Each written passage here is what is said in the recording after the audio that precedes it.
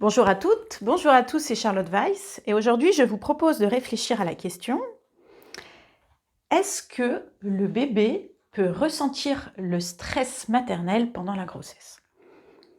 Alors ça, c'est une question que se posent souvent les mamans, le plus souvent avec un arrière-fond de culpabilité parce qu'elles ont vécu des événements stressants, parce qu'elles ont été anxieuses.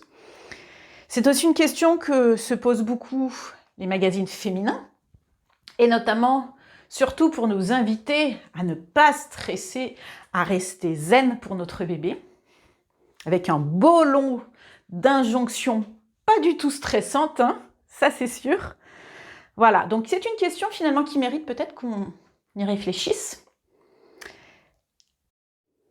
Pour y réfléchir, je vais vous proposer deux notions. La première, c'est celle du développement du cerveau du bébé.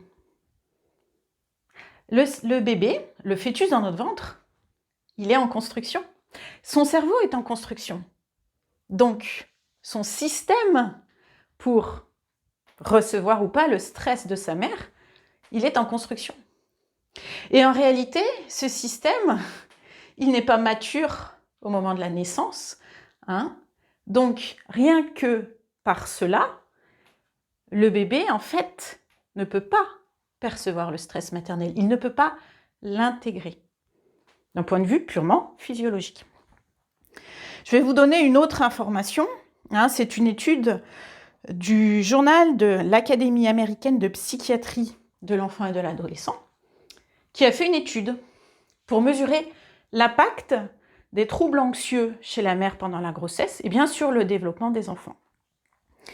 Eh bien, cette étude, qui est une grosse étude, a prouvé qu'il n'y avait pas de lien entre l'anxiété maternelle et le devenir des enfants. Ces enfants, nés de mères anxieuses, n'ont pas plus développé de troubles anxieux que le reste de la population générale.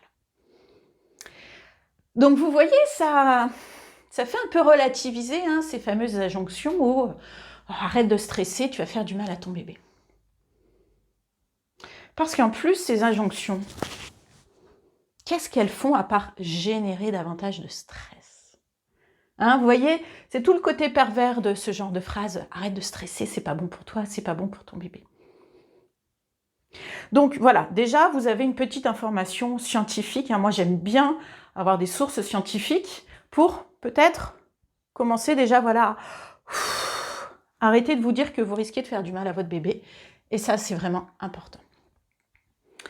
Il y a aussi d'autres choses à prendre en compte. Qu'est-ce qui va jouer sur le développement d'un enfant? Alors bien sûr, il y a tout ce qui est cérébral, on l'a dit. Il y a d'autres choses. Il y a tout ce qui est aussi l'épigénétique, l'acquis, l'inné. Qu'est-ce qui appartient à cet enfant? Et qu'est-ce qui finalement il va acquérir? Alors peut-être acquérir au cours de la grossesse, même si là nous avons vu que pas tant que ça. Qu'est-ce qu'il va acquérir au cours de son enfance, de sa vie?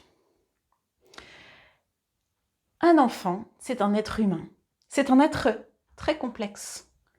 Donc on ne peut pas mettre sur le dos d'une seule personne, à savoir la mère, à savoir son stress, tout ce qui va advenir pour cet enfant. C'est simplement pas possible.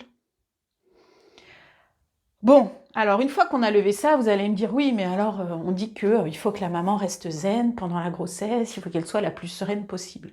Oui, bien sûr, je ne dis pas le contraire, mais elle ne doit pas le faire parce qu'elle veut à tout prix protéger son bébé. Elle doit le faire parce que être zen, être sereine, c'est bon pour elle. Quand elle fait cela, elle prend soin d'elle. Elle se fait du bien à elle.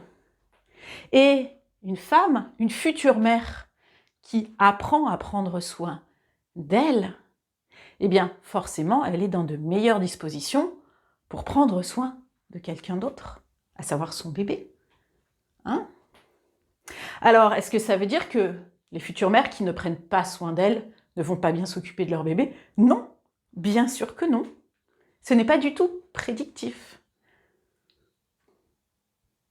Ce que je propose finalement en sophrologie prénatale, ce ne sont pas des techniques pour éviter le stress à votre bébé. Ce ne sont pas des techniques pour vous éviter le stress.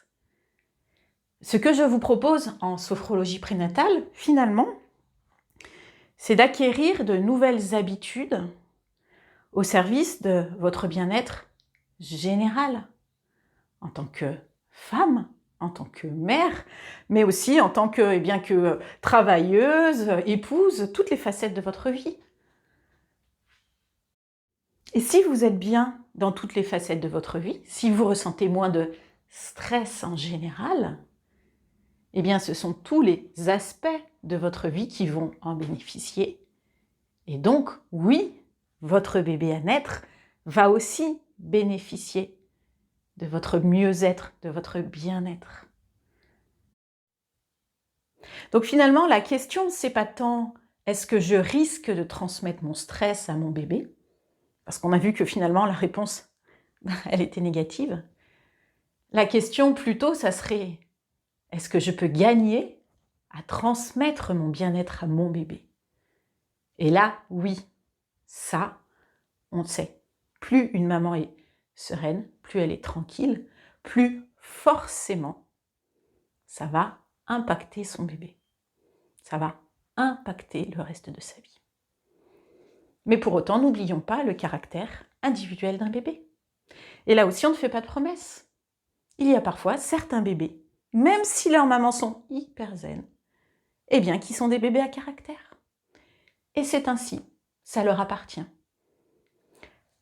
Par contre, peut-être qu'une maman qui est un peu plus zen aura peut-être un peu plus de facilité à vivre avec ce bébé qui, lui, est peut-être un peu moins zen.